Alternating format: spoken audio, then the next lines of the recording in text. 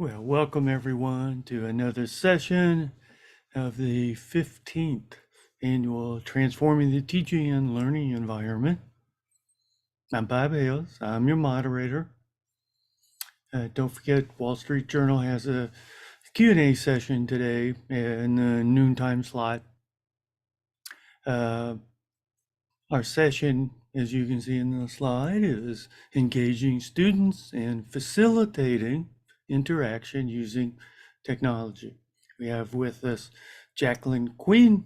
She's an instructional designer at Georgia College and State University, and she's having fun as a doctoral student studying curriculum and instruction.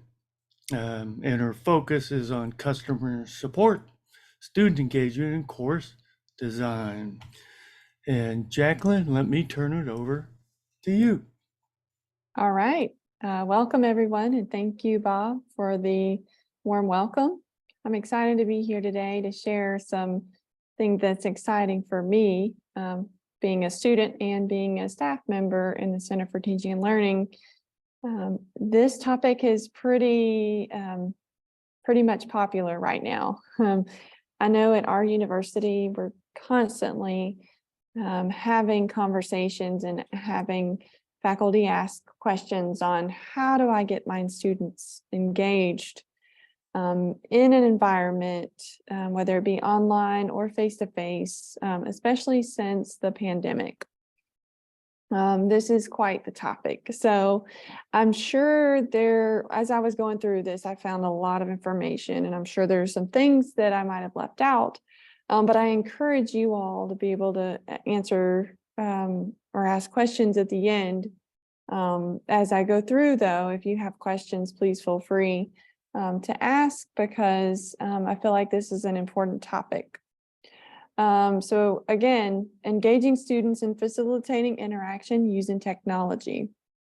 So today, we're going to define student engagement. I think that's important because we first have to define it and discuss it, and then be able to determine what it means to us in order to be able to create and develop and design engaging activities for our students. And then we're going to discuss student engagement strategies, because there are some strategies that you all will most likely find helpful to be able to share with your students or be able to develop into your classes. And we're going to discuss ways to promote student engagement while going through the process of talking about student engagement. And then we're going to talk about ways to increase student engagement through the use of technology, because as we know, technology is all around us, it's everywhere. And we have access to a lot of different forms of technology. But the important thing is to remember that we use the technology as a tool. And so we're going to talk about ways to explore different applications and software that you can incorporate in your teaching and learning experiences. And so for those of you who have paper next to you, I think it's important for us to be able to first think about student engagement. And I would like for you to just jot down, and just for you in your own mind and for your own benefit, if you will, describe what student engagement means to you by adding your thoughts to the chat. So you're welcome to jot down on your own paper, and if you want to share, feel free to share. But I'm going to give you about 3 or 4 minutes just to think about student engagement and what it means to you. Because I know we all teach different subjects and different student population and in different levels of learning. So if you could just describe what student engagement means to you. And again, 3 or 4 minutes.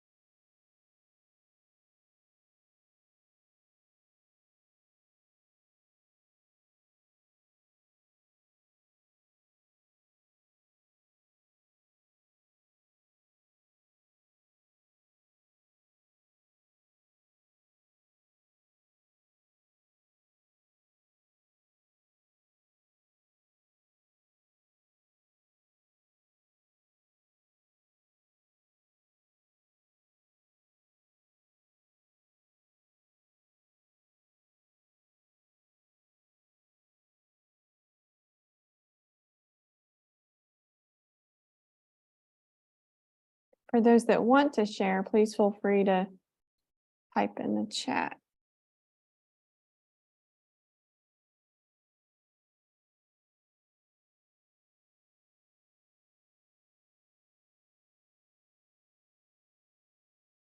All right. I'm seeing some messages here. These are great. Linda, student engagement means to me, students see the relevance of what they're learning, know why they're learning, want to learn more, and reflect on when they're struggling. That's important.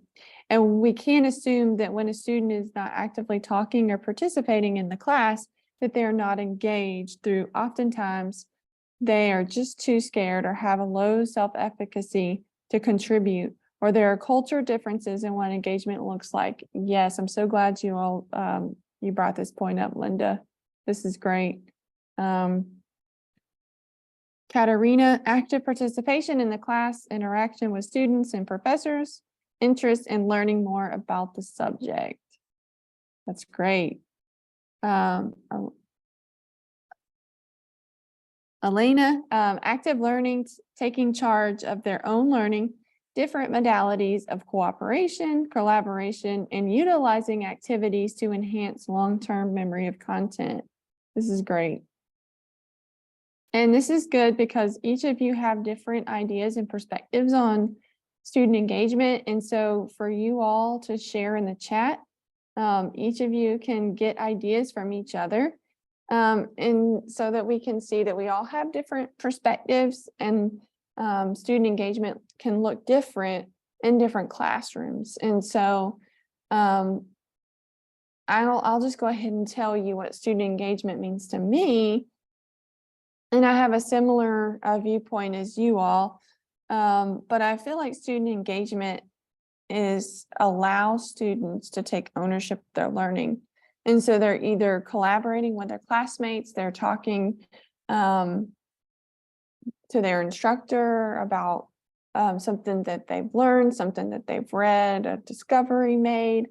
So they're maybe getting out of their seats and they're working in groups, or they're using technology to respond to discussions, or they are using technology to create like an interactive like whiteboard to talk about a topic or something that they've learned.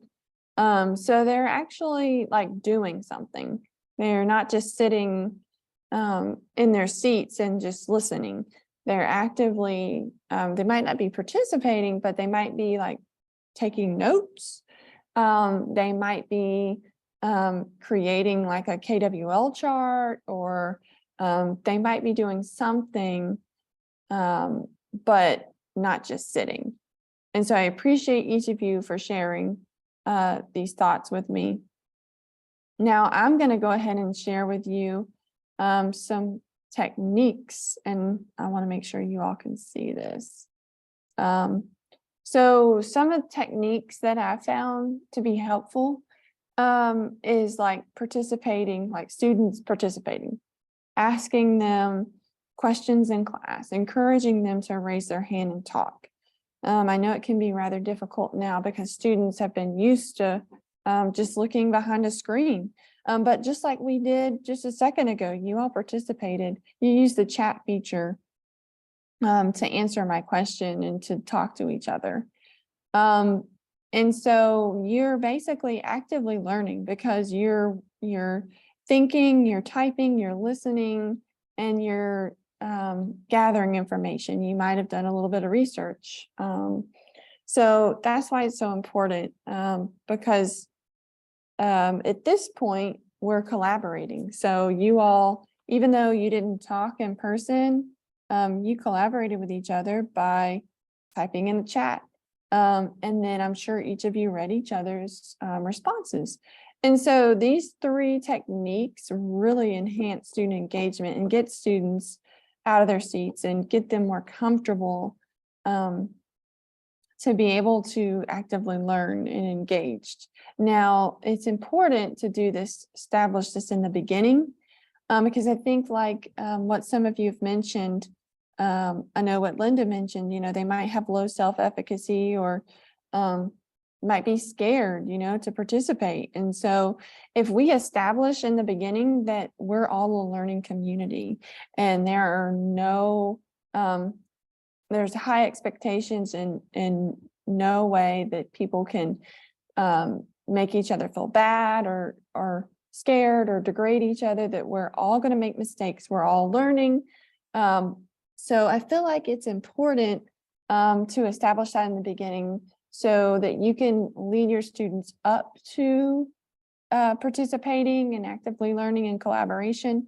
So there's so many strategies and techniques that you can use, whether it be like right when they come into class, they are to get with a classmate and just talk about an article they read or talk about a video that they watched, or either like have them complete an activity of like get to know you game, like stuff like that can help promote student engagement. So you have to set the students up to be able to feel comfortable and knowledgeable to be able to become engaged. And so these are 3 techniques. And leading into what I was just talking about is student engagement strategies. So you'll see that I have a whole list here of strategies, and there's probably more. Well, I know certain that there's more that I didn't include, but I want you to think about this list and to maybe write down for your own self something that's on this list that sticks out to you that you might want to use in your classroom, because I feel like a lot of these things on this list you're probably already doing. And so getting students involved in their academic goal setting, getting them like for you to establish standards for your classroom community in the beginning, like that is something that can be a good strategy to promote student engagement. Giving them opportunities to show their knowledge because they might have different strengths and abilities and experiences that they might want to show their knowledge of creating a video versus writing a paper.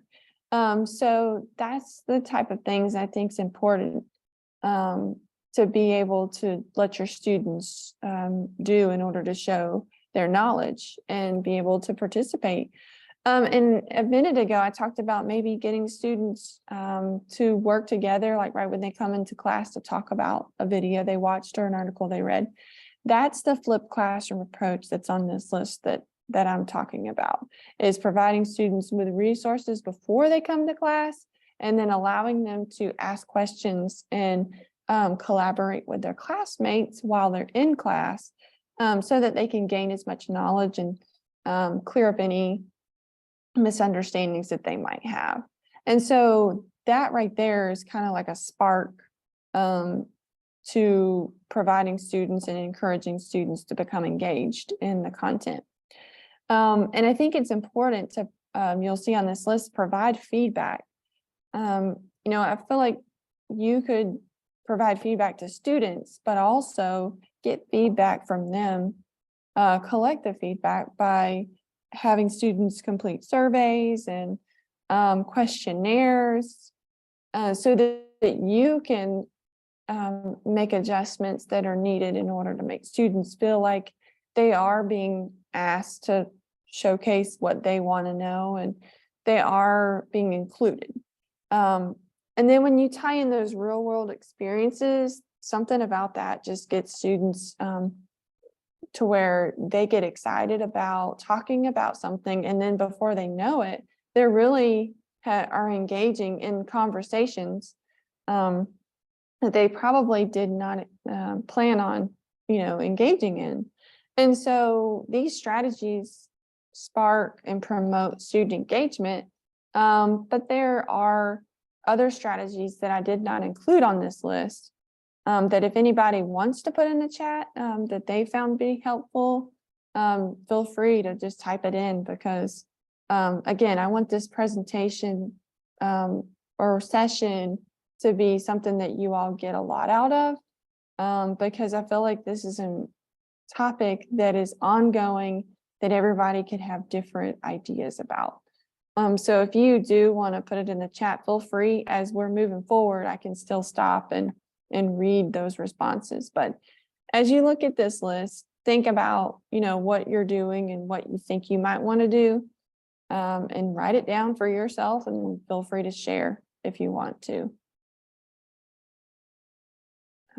So I'll give you about 2 minutes just to think about what's on this list, and think about something that you might want to do some more research on, or might want to try with your students.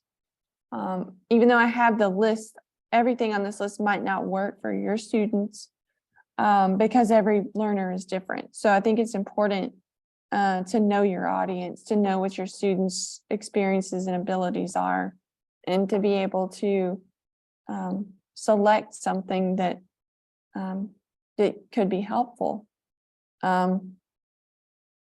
And so Linda says, I haven't ever involved students in goal setting. Yeah, that might be something that you can do, because sometimes when we make our own goals, we feel like we're obligated to be accountable for those. And so I feel like if we make goals ahead of time, and then we're constantly going back to see if we've reached those goals, then we're going to feel more motivated to achieve them. So thank you, Linda, for sharing that. One thing that I'm seeing a lot of now is the flipped classroom approach. Some faculty have never tried that before, but now that we have learned a lot of the tech tools during the pandemic, a lot of faculty or instructors are sharing videos with students to watch ahead of time, to kind of prepare them on what's going to be happening when they come to class, and what they need to read and what they need to do to be prepared for class. So that's more of an approach that I've seen that is being used now, because the instructors are finding that they're not having enough time in class to be able to cover all the content. And so if you provide the flipped classroom approach and students understand why you're providing that, and y'all are on the same page, then it can be an effective strategy.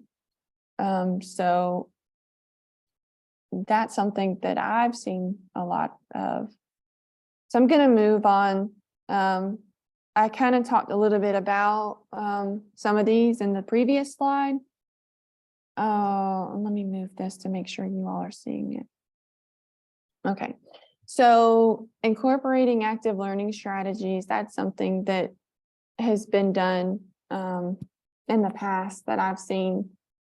Participatory teaching, that's something that's one of my favorite, because participatory teaching is when the students are actually going on their own and meeting with their classmates and getting into groups and actually being responsible for teaching an area or specific focus on a topic. And so therefore they're having to do the research, and they're having to go out and gain this knowledge so that they can actually share this with their classmates. And so they tend to feel obligated to want to be able to share the knowledge. So of course they're going to put in the work to be able to share.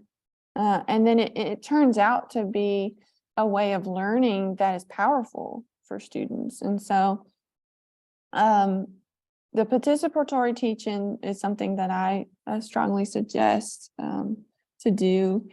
Incorporating writing, that's something that I feel like is a lost art, because we have these laptops now. Well, even though we have these laptops as technology, maybe not all learners have access to laptops, or maybe not everyone wants their students to use the laptop. So, you could use the paper and pencil and have students do like a 1-minute writing activity, or something, that gets them thinking. And because I feel like it takes getting in the moment and the focus and mindset of learning, that we have to prepare ourselves to be able to learn. So we have to get into the right mindset. And a lot of these other items on the list, we've already mentioned, like real world experiences, problem-based learning and project-based learning. That's something that your students could really benefit from, because there's a lot of projects that students can get into that they can learn a lot from, and then they can, potentially use for their professional careers. And so I highly suggest the use of the, like, incorporating problem-based learning and project-based learning. And then I've got on there like authentic learning experiences. That's something that I think could be powerful, because our students, they're wanting that experience that is meaningful. And so if they feel that they're going through experience that is going to help them in the future, then I feel like they're going to want to participate and become engaged. And from what I have learned, what you put in is what you will get out. So, I know it's up to the student. It's up to them to want to participate, and it's up to them to participate. But you as the instructor can help set them up to want, like, to encourage them to participate. But ultimately it is the student who has to take the initiative. But I think if we are promoting student engagement, students are going to become engaged in the content. And so there are tech tools that you can use. And I should have clarified here, but I will clarify for you all what Georgia View is. So we here at Georgia College, we use D2L Brightspace. And so we call it Georgia View. And within this learning management system, there's discussions, there's Kaltura, which is a video recording software. And then, of course, the chat feature can be used in Zoom or WebEx or Microsoft Teams. And then there's software called Mentimeter that you could use to make word clouds and polling and do quizzing. And then earlier I mentioned maybe have students create a digital whiteboard.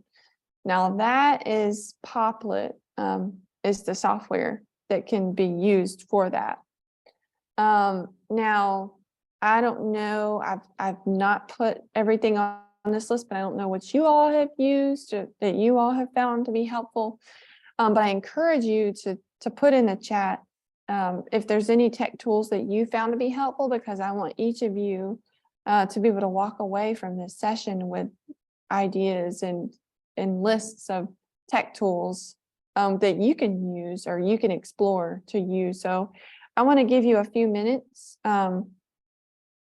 just to feel free to put in the chat some tools that you've used if you would like to share. And then that way you all can go afterwards and explore those tools and see if you might want to use them in your classes. So I'm going to give you a few minutes here to think about some tech tools and put it in the chat. Katarina's already posted Poll Everywhere, Slido for polls, and word clouds. Yes. Poll Everywhere is popular here. Flipgrid, Librarian, Web 20. Oh, thanks for sharing, Elena. Yeah, that whole list that link should be helpful. Yeah, that should be really helpful. Thanks for sharing, everybody. This is good. I want you all to be able to get these tools. Loom, Flip, Flipgrid, Canva. Oh, Canva is getting very popular here at Georgia College.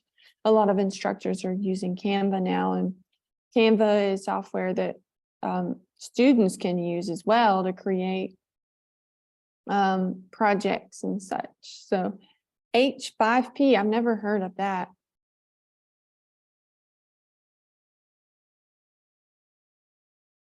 So these are great.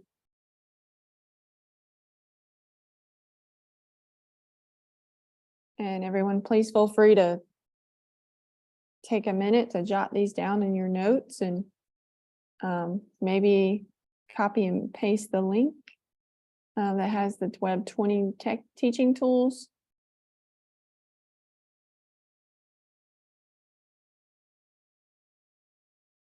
And the H5P.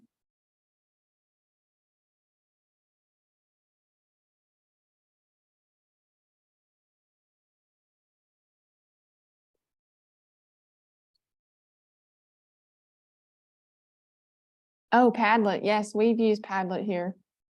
Padlet is good because if you're trying to write on the board with your class and you don't want to lose that information because you know the next class is going to come in and erase the whiteboard, Padlet's good because you can save, it's like a digital whiteboard, but students can also be sitting in their seats and using their phones or their laptops to respond. Oh, and you can add videos, templates, presentations, and more. Yes, for sure.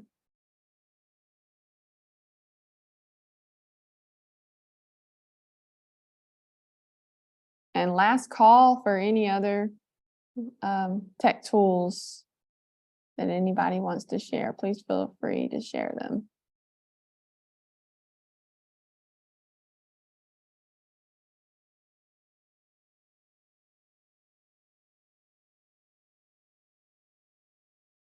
All right, so you all can keep thinking, but I'm going to move on to how to increase student engagement with technology. And you can have students use these tech tools that we talked about to submit assignments as blogs or create infographics or podcasts or videos or YouTube channel or quizzing and polls, mind mapping, digital stories. And so these tools that each of you are sharing with each other can be used for different purposes. Poll Everywhere can be used to create digital polls for like surveys and quizzing, and that kind of helps you collect data and information so that you can understand what your students' needs are and what their interests are. And then the Padlet is something, again, that can be used for your students to be able to interact with each other. And Flipgrid students can use to create videos. And these videos are really short, but it's a lot like the short clips that students are watching these days. And that can be something that they do and share in between classes or in the middle of class or in the beginning or in the end. So this is something, and if there's any other ways that you all have found, please feel free to put that in the chat as well. Because I want you all to learn from each other and be able to share your ideas, because I know lots of you or all of you have great ideas.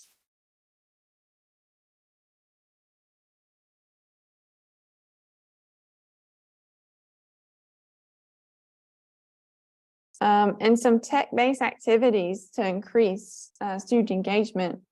Again, we talked about this before in the previous slide, but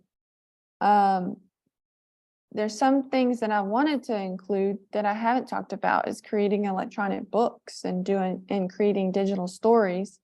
There's technology software that's on, like Apple has, that you could use to create like digital stories, like using iMovie, or you could use Adobe Spark, or your students can use these and create digital stories and submit them as like an assessment piece.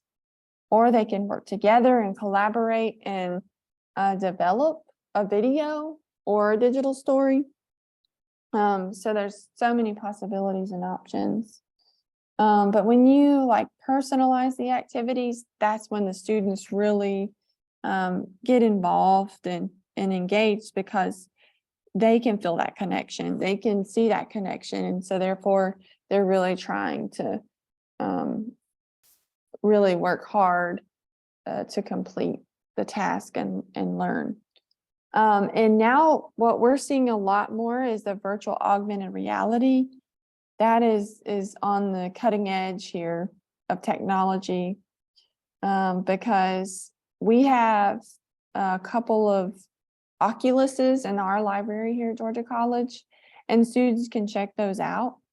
But also some of our business courses are using the virtual augmented reality to maybe collaborate with others in other countries to learn about business. And it's just, there's so many things that you can do with the virtual augmented reality. So that's just something that you could explore if you have interest or feel like you could benefit from it, or your student could benefit from it. But these are just a few things, tech-based activities. Again, if you have any you want to share, please put that in the chat, and feel free to share with each other.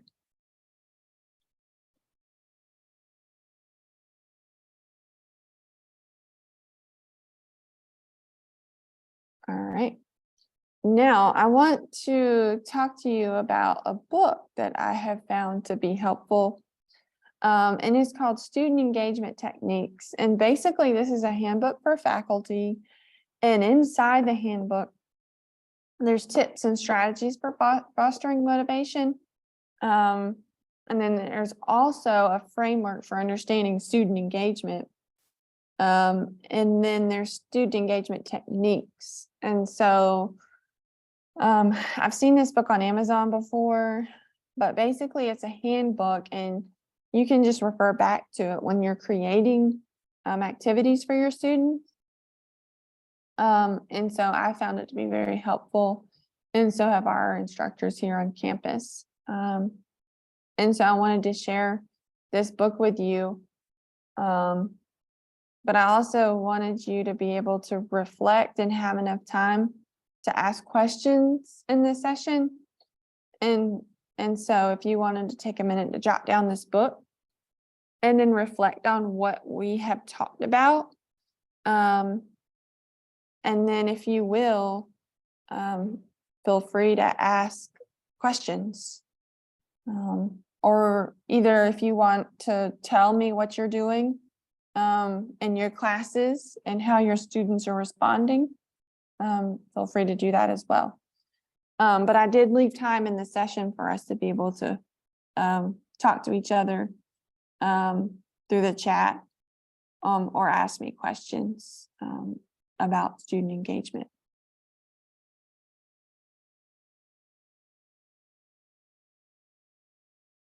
So if anybody has anything they want to include in the chat, please feel free. Yes, I can show the book again. Let me go back.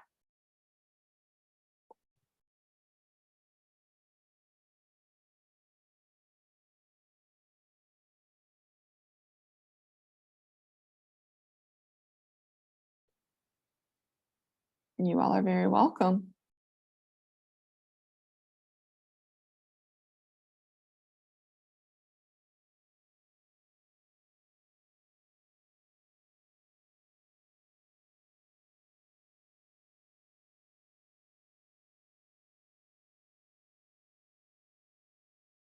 Anybody have any questions?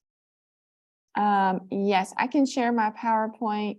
I'm wondering if Bob, I can share it with you, and then can you share that out with everybody? Yes, indeed. What I'll do is on the schedule sessions page, it says more, or to get more detail about the presenter.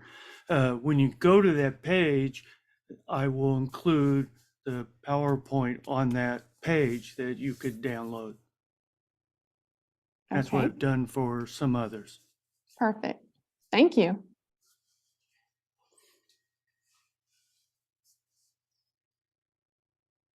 Anybody have any more questions or comments?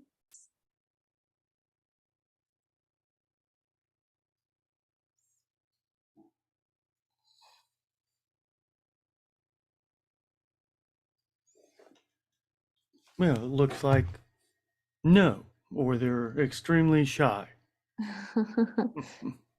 You're very welcome.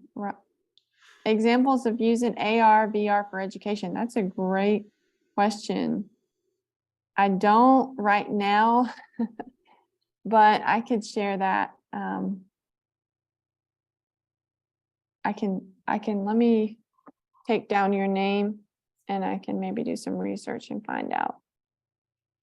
And I think we have a session during the conference about virtual reality. I can,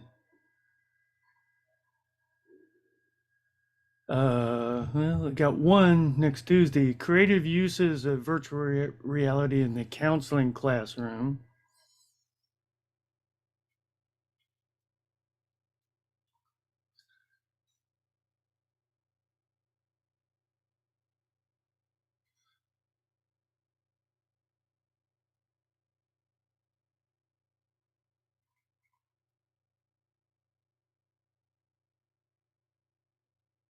And I know in past conferences, we have several sessions focused on virtual reality. I mean, that happens to be one of my interests because it has so much potential. Yes, it really does. And I feel like there's a lot more, like it's one of those areas that is evolving like quickly, and there's more and more to learn about it. And there's more and more research that can be done about it. That topic does excite me as well. I'm surprised textbook publishers haven't made a bigger move into it. It would seem like they would be interested in that. They have the resources to jump into it rather than every university have their own little operation, because it takes not just hardware, but skill to do all this. Right.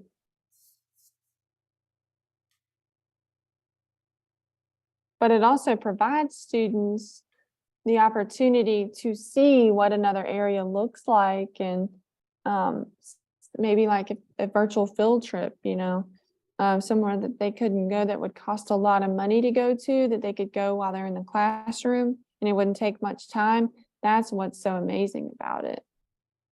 No, absolutely. You can put them in situations, historical situations, have them actually try to feel part of it, or simply just take them places, you would never be able to do. I use the example, you could take them to the pyramids in Egypt, and you would never be able to do that with an in-person class. Right.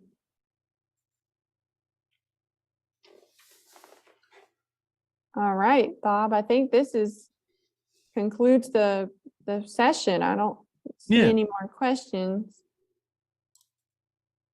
Yep, I think we have closure. So Jacqueline, boy, thanks. I appreciate it. You're welcome. Thank you for having me. And thank you all for actively learning and participating and being engaged in the session. So you all help make it great. So I appreciate it. Okay, You're all very welcome. Yeah. And folks, I hope to see you at the next session at the top of the hour.